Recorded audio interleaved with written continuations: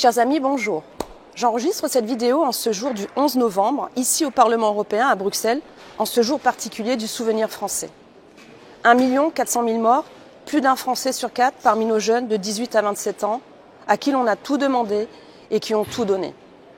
Face au démembrement, face à la dissolution nationale, nos ancêtres se sont battus pour prolonger la France et ses traditions. En présentant le traité de Versailles à l'Assemblée nationale, Georges Clemenceau, le président du Conseil, a conclu par ces mots. La loi des démocraties veut que le pays juge en dernier ressort. Oui, vous devez juger en dernier ressort. C'est pourquoi je veux vous informer de ce nouveau traité OMS négocié en catimini. L'OMS, c'est l'Organisation mondiale pour la santé fondée en 1948 à Genève, une organisation interétatique qui reçoit aussi des financements privés, certains disent trop.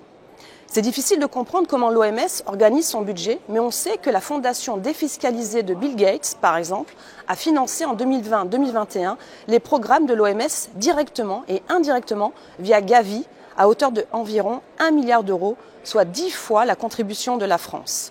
À l'OMS, la fondation Gates est particulièrement visible sur les budgets des activités vaccins ou planification stratégique. En 2018, près de la moitié des contributions volontaires du budget des équipes des négociations de traités entre États étaient financées par la fondation Gates. Ce qui nous ramène à ce traité en préparation.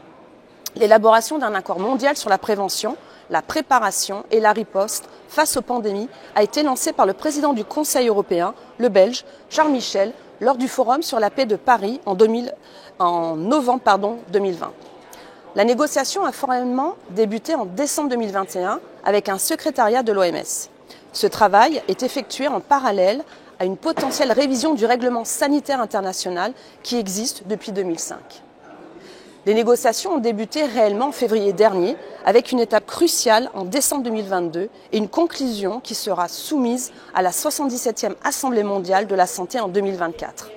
Évidemment, l'objectif est louable, mieux riposter face à la prochaine pandémie, mais on se souvient tous que même nos voisins européens ont intercepté nos masques pendant la pandémie. En situation d'urgence, il faut compter sur soi-même. Aide-toi, le ciel t'aidera.